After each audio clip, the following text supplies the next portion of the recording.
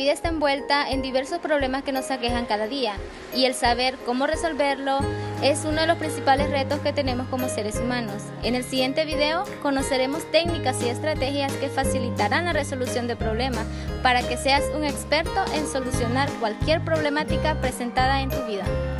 Vamos a comenzar conociendo cómo funciona nuestro pensamiento. Muchas veces cuando pensamos lo hacemos de manera espontánea, sin ningún propósito, y de esta manera le damos vueltas y vueltas a los problemas. Este tipo de pensamiento no nos favorece en nada, por lo que te presentamos el pensamiento intencional, que es aquel sobre el cual nuestra mente opera sobre la experiencia con un propósito. Cuando hablamos de pensar con un propósito, nos referimos entre otras cosas a la adquisición de conocimientos, elaboración de información, evaluación, solución de problemas, creación. Ahora vamos a ver las 4 maneras de realizar pensamientos intencionales. Pensamiento lógico. Es el pensamiento utilizado para argumentar, analizar, razonar, justificar o probar razonamientos. Sus características son: es preciso y exacto, donde se utilizan los términos en su estricto sentido. Se basa en datos probables o en hechos, el cual busca la veracidad y el rigor. Es analítico, realiza síntesis pero pone más énfasis en análisis. Sigue reglas, dirigidos por las reglas de la lógica, entre otras. El proceso de pensamiento lógico más característico es el razonamiento. La estructura del razonamiento incluye premisas y conclusión. Para entender esto, vamos a poner un ejemplo. Supongamos que llegamos a la conclusión de que Juan tiene 2 manos y 2 pies. Las premisas utilizadas para llegar a este razonamiento fueron: premisa mayor, los seres humanos tienen 2 manos y 2 pies. Premisa menor, Juan es ser humano. Ambas premisas lograron llegar a dicha conclusión, las cuales fueron derivadas de ella. Este razonamiento es deductivo, puesto que se obtienen conclusiones particulares a partir de una premisa particular, pero también existen los razonamientos inductivos, los cuales obtienen conclusiones generales a partir de las premisas particulares. Errores del pensamiento lógico. Lo contrario al pensamiento lógico es el pensamiento arbitrario, ya que este es impreciso, no comprueba la veracidad de lo que afirma, no analiza, crea sus propias reglas y no razona. Aquí incluimos la falacia, el cual es un razonamiento erróneo que parece válido, por lo que puede o no tener la intención de engañar. Hay 2 tipos de falacia: las formales, que son aquellas que no son válidas, porque no están bien construidas formalmente, y las informales, que son aquellas cuya invalidez se debe a una incorrección en el contenido de las premisas y no a una incorrección formal.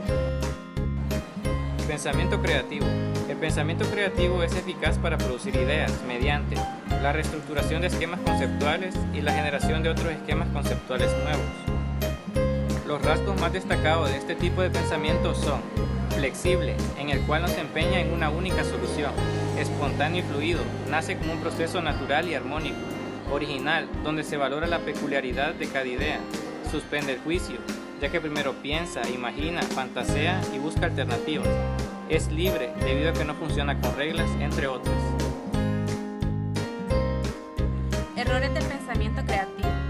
Los obstáculos del pensamiento creativo son: los supuestos restrictivos, son las limitaciones y restricciones que nosotros mismos nos imponemos al resolver un problema. El síndrome de Herodes, llamamos así a la costumbre de criticar las ideas en el momento en que se producen.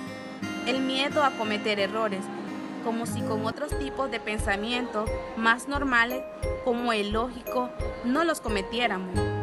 La desconfianza en las propias capacidades creativas. La excesiva presión del tiempo, que nos obliga a tomar decisiones rápidas. Entonces acudimos más fácilmente a las decisiones habituales. El miedo a quebrantar las normas del grupo. Los estereotipos son también obstáculos para el pensamiento creativo, pues trazan las normas de conducta que deben seguir los que tienen determinada edad, sexo, raza, estatus o pertenecen a determinado grupo social. Pensamiento sistémico. El pensamiento sistémico interpreta las situaciones y procesos de una forma global. Sus características son: procede con visión global, capta interacciones, está atento a los procesos. Antes de tomar decisiones, estudia las repercusiones de las mismas en el sistema, en el todo. Asume la responsabilidad que le corresponde. Potencia el trabajo en equipo. Los procesos más habituales en los sistemas son los denominados procesos de retroacción, también denominada retroalimentación o realimentación, siendo estos retroacción reforzadora, refuerzo o intensifica el efecto que se venía produciendo. Retroacción compensadora, tiende a compensar el efecto para mantener el equilibrio del sistema o su statu quo. Errores del pensamiento sistémico. El contrapunto del pensamiento sistémico es el pensamiento mecanicista, una visión simplista de los hechos que han intervenido en los problemas, por lo que es frecuentemente causa de error, el cual se caracteriza por percibir sucesos aislados, prestar poca atención a los procesos, reaccionar ante los problemas, responsabilizar al otro y ser individualista. Pensamiento positivo. El pensamiento positivo nos ayuda a movernos mejor en la vida y, en una palabra, a ser más felices. Nos ayuda a manejar nuestras emociones respetándolas y valorándolas. Se caracteriza por: se centra en lo positivo, visionario, donde los objetivos se logran más fácilmente si se tiene una visión muy clara. Valora los sentimientos, las emociones y los mensajes corporales, es decir, valora todos los elementos de la personalidad. No juzga, le interesa más comprender que juzgar. Antes de emitir juicios, escucha. Abierto a otras formas de conocimiento y de realidad. No desprecia ninguna forma de conocimiento, utiliza el pensamiento lógico, creativo y sistémico. Es responsable, es decir, que asume las consecuencias de sus propios actos. Errores del pensamiento positivo. La contraposición de este pensamiento es el pensamiento deformado. Es el que predomina como estrategia de defensa, la creencia en las conclusiones más catastrofistas. Sus características son: filtra la realidad y se queda con lo que tiene de negativo, es pragmático, es racionalista aparente, se rige en juez máximo y materialista.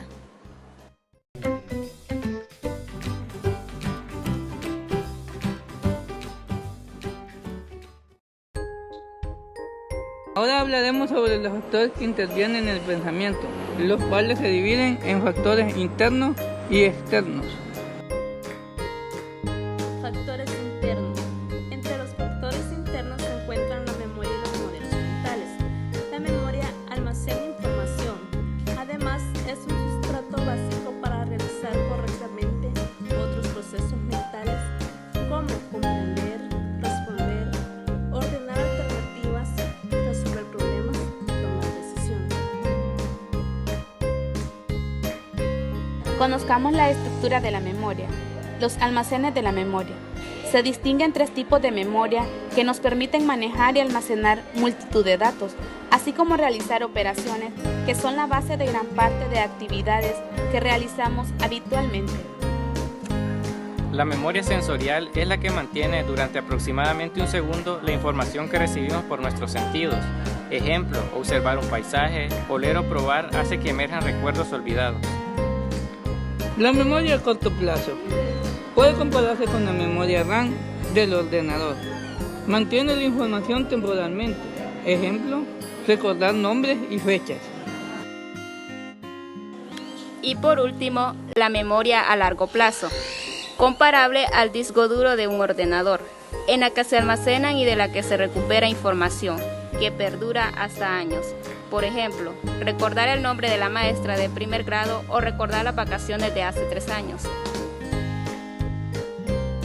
Tras la percepción que tiene lugar a través de la memoria sensorial, los datos se codifican para que la memoria a corto plazo pueda manipularlos y enviar o recuperar información de la memoria a largo plazo.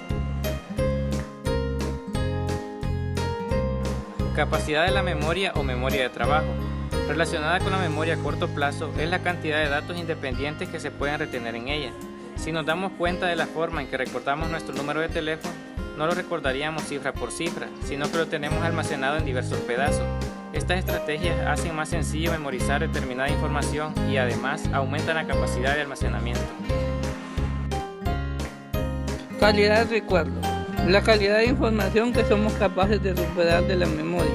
En ocasiones no todo lo que recordamos es fiable. Las personas, sin darnos cuenta, tenemos a rellenar huecos que poseemos en la memoria, con una alta posibilidad de equivocarnos. Efecto primacía y recencia. De manera consciente, las personas memorizamos con mayor o menor facilidad los datos dependiendo de la posición que ocupen dentro de un listado de información. Se llama efecto primacía a la tendencia a recordar los primeros datos de una lista y efecto recencia a la tendencia a recordar los últimos datos de una lista. Por ejemplo, cuando pensamos en las típicas presentaciones de la fiesta, tras saludar a las 8 personas que te han presentado, no sueles recordar más que algunos nombres y según la curva de posición serial, coincidirán con los primeros y los últimos. Otro factor interno son los modelos mentales, los cuales son una combinación de actitudes, valores y creencias que constituyen las profundas imágenes internas que tenemos acerca del funcionamiento del mundo. Ejemplo, si observamos una gallina, cada persona percibe e interpreta esta imagen de forma diferente según sus modelos mentales, es decir, lo que guardamos en nuestra mente no es la realidad. Factores externos. Entre los factores externos se encuentran el contexto y el estrés. El contexto determina en gran parte las soluciones que damos a los problemas y las decisiones que tomamos habitualmente. Ejemplo, en una organización en la que no existe libertad para la expresión de las ideas, es muy posible que nuestras sugerencias sean poco creativas y que el hábito de proponer soluciones nuevas nos obligue a tomar soluciones mecánicas y viejas.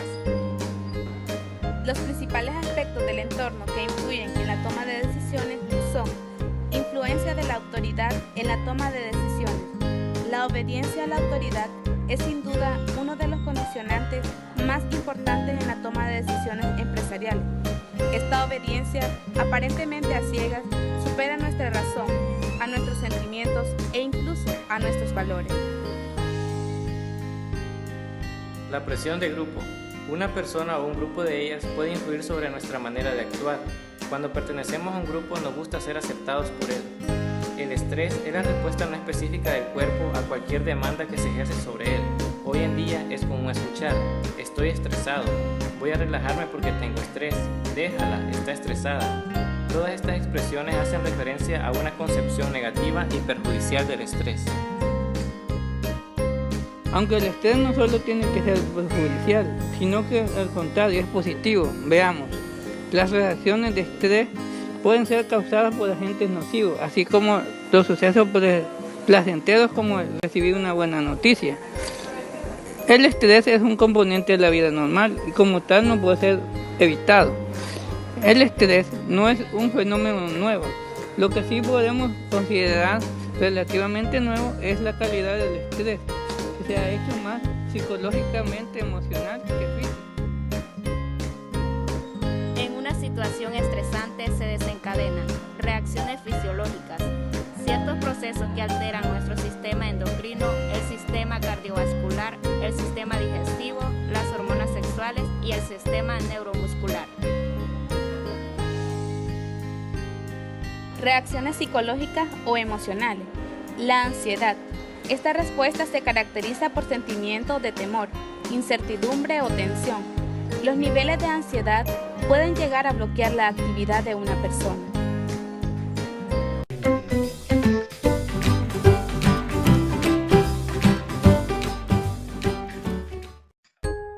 Ahora vamos a ver las estrategias para la solución de problemas y para la toma de decisiones. Los problemas con los que nos enfrentamos habitualmente tienen características diferentes y por tanto requieren soluciones diferenciadas para cada uno de ellos.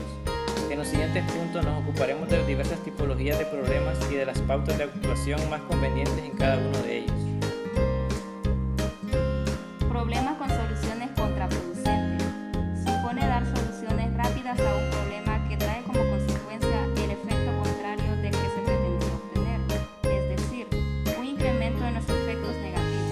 Ejemplo, si una rueda emite un sonido y lo solucionamos echándole agua, la rueda momentáneamente deja de sonar, pero más tarde emite un sonido mayor y además con el agua contribuimos a su oxidación.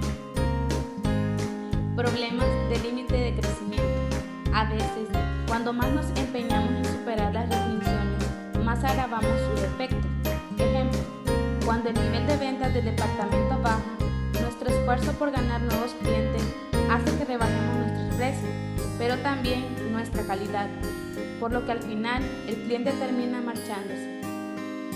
Problemas de desplazamiento de la carga. El problema se corrige con una solución rápida y a través de algún efecto o persona que asume la responsabilidad de solucionarlo, cuando esta es solo una solución momentánea y no válida. Ejemplo, ante la entrega inmediata de un producto al cliente se detectan fallos en su estructura. Un empleado sacrificando su jornada laboral lo soluciona. Se convierte en el héroe, pero es muy posible que el problema persista si no se pone freno a la situación que lo originó. Método de análisis de problemas. Los pasos necesarios para seguir un método son análisis del problema, definición del problema, los debidos a un fallo o defecto y redefinición del problema. Métodos para la redefinición del problema. Orientación por objetivos.